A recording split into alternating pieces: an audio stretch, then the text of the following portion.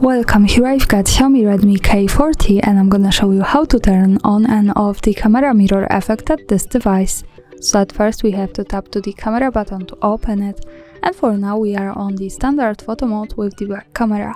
To get access to the mirror effect here, we have to change back camera to the front one, so let's do it by using this button from the right. Now high again, and let's move to the right corner. When we pick this one, we get access to more options about the camera we can manage. From here let's go to the left side and pick this settings, so we can open the advanced camera options. Here at the second place we can see the mirror front camera, so by using the button from the right we can easily turn it off and turn it on as we need. And that's all, thanks for watching, subscribe our channel and leave the thumbs up.